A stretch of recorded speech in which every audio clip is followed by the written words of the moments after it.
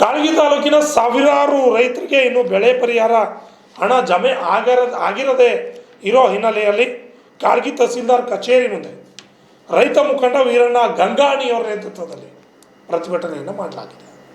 ಈ ಒಂದು ಪ್ರತಿಭಟನೆಯಲ್ಲಿ ರೈತ ಮುಖಂಡ ಗಂಗಾಣಿ ಸೇರಿದಂತೆ ಅನೇಕರು ಭಾಗವಹಿಸಿ ಆಕ್ರೋಶ ವ್ಯಕ್ತಪಡಿಸಿದ್ದಾರೆ.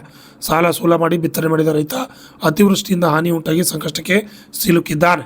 ರೈತರಿಗೆ ಸೂಕ್ತವಾದ ಬೆಳೆ ಪರಿಹಾರ ನೀಡಬೇಕು, ಆದರೆ ರೈತರ ಮುಗಿಗೆ ತುಪ್ಪ ಒರೆಸುವ ಕೆಲಸ ಆಗುತ್ತಿದೆ ಎಂದು ಆಕ್ರೋಶವನ್ನು ಈ ಸಂದರ್ಭದಲ್ಲಿ ವ್ಯಕ್ತಪಡಿಸಿದ್ದಾರೆ.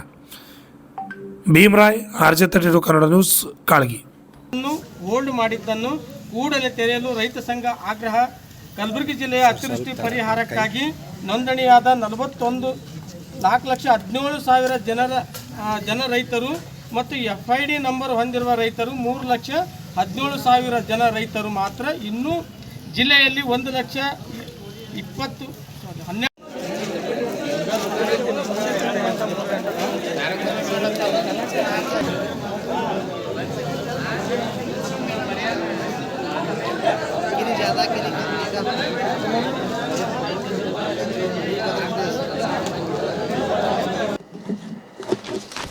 ಇದಾಗಿತ್ತು ಇವತ್ತಿನ RJ32 ಕನ್ನಡ ನ್ಯೂಸ್. ನೈಜನಿಕರ ಸುದ್ದಿಗಾಗಿ ನೋಡ್ತಾ ಇರಿ RJ32 ಕನ್ನಡ TV. ನಮಸ್ಕಾರ.